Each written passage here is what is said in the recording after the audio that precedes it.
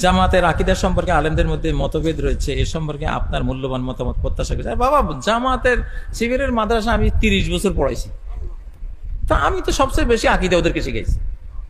তা আকীদা খারাপ হইলে কি আমি আমার চোখে পড়তো না এগুলি? দিগন্তে বসে আলহামদুলিল্লাহ এই দেশে আকীদা খারাপ এটা বলার কোনো সুযোগ নাই, এটা বলার কোনো সুযোগ নাই। কিছু মাসলায় ওই যে একতলাপ একটু থাকেই, এটা আকীদার মাসলা না, এটা হলো সিয়াসিয়াত ইজতিহাদিয়াত, রাজনীতি হলো ইজতিহাদের বিষয়। আমি ইজতিহাদ করছি, গবেষণা করছি, আমার গবেষণা এটা উত্তর দিকে সমাধান, আপনি গবেষণা করেছেন আপনার গবেষণা দক্ষিণ দিকে সমাধান। আপনি আমাকে বলতে পারবেন না আপনারটা বাতিল। এক মুজতাহিদ আরেক মুজতাহিদের ইজতিহাদকে বাতিল ঘোষণা করতে পারে না। ইমাম আবু হানিফা এটা বলতে পারে না যে শাফির সব মাসলা বাতিল, এটা বলার অধিকার নাই। ওনারটা ওনার হিসাবে ঠিক আছে, উনি ভুল করলে 1 সওয়াব পাবেন, শুদ্ধ করলে 2 সওয়াব পাবেন।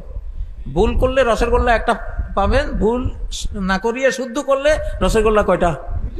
ইজা ইজতাহাদাল হাকিমু ফাআসাব ফালাহু আজরান। আল্লাহু আকবার। হাকিম বা কোন মুজতাহিদ গবেষণা করে যদি সঠিকটা বের করতে পারে, ডাবল পুরস্কার। ওয়াইন আখতা ফালাহু আজরুন। আর যদি ভুল করে, শাস্তি নাই, দণ্ড নাই, অপরাধ নাই, তার জন্য একটা সওয়াব আছে, কারণ সে সত্য জানার জন্য একটা চেষ্টা করেছিল। আমাদের জামাত ইসলাম বলেন, ছাত্র শিবির বলেন, এরা বাংলাদেশে খুব আল্লাহওয়ালা দুইটা দল।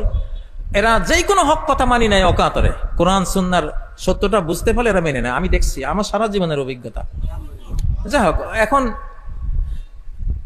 আর একটা ক্ষেত্রে আমি বলছি, এই দেশে যদি অর্থনৈতিক কোনো অলিয়া উলিয়া থাকে তাহলে হলো এরা ফিনান্সিয়াল আউলিয়া। আমি কাতারে বসে কইছি এদেরকে, দুবাইতে বসে বলছি, হিসাব নিকাশের অলিয়া উলিয়া। আপনি নরসিংদীতে ওই গত কোন নির্বাচনে বিএনপির এক নেতা আমার কিছু ছাত্রকে টাকা দিয়েছিলেন, আন্দোলনের জন্য টাকা দিয়েছিলেন। আন্দোলন শেষ, ভোটাভুটি শেষ, 35,000 টাকা পাচ্ছে। এটা নিয়ে নেতাকে ফেরত দিতে গেছে। নেতা কই, এইটা কোন কেয়ামত, এই টাকা আমার ফেরত পাওয়া যায়? স্যার, আপনার টাকা আমি খাইয়ে মরতাম।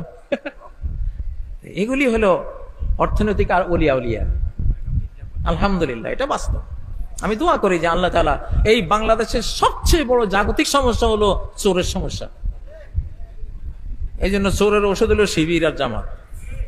তাদের হাতে দেশটা থাকলে 1 টাকাও চুরি হবে না, ইনশাআল্লাহ। ইনশাআল্লাহ।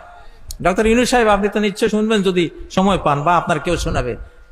দেশের জন্য বলছি, এটা কোনো দলীয় কথা না, এটা জাতীয় কথা। কি কথা? তারা এগুলি বুঝে। ইসলামী ব্যাংক চালায়, আলহামদুলিল্লাহ, ওখানে কোনো দুর্নীতি নেই। আছে দুর্নীতি? 2টা মন্ত্রণালয় জামাতের নিজামী সাহেব চালিয়েছিলেন, মুজাহিদ ভাই চালিয়েছিলেন। 1 টাকাও যদি ফল্ট পেত, কিয়ামত করে ফেলতো, কিন্তু পাইছে? এটা একটা ভাই, যার গুণ আছে তার গুণটা স্বীকার করা, এটা কি মানবতা না অমানবতা? এটা মানবতা। কেন স্বীকার করবেন না? এটা স্বীকার করা উচিত। সব দলের মধ্যে ভালো আছে। হেফাজতে ইসলামের লক্ষ লক্ষ আলিম ওলামা আছে, ওনারা মসজিদ মাদ্রাসা, আমি যেই 6000 মক্তব চালাইছি, আমার প্রায় শিক্ষকই ওনাদের শিক্ষক। কারণ এই ময়দানে ওনারা লাগবে, ওনাদের ছাড়া আমরা পারবো না। যার যার অঙ্গনে যিনি সেরা, ঠিক না?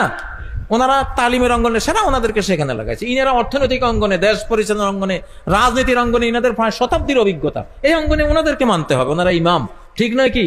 ইনশাআল্লাহ।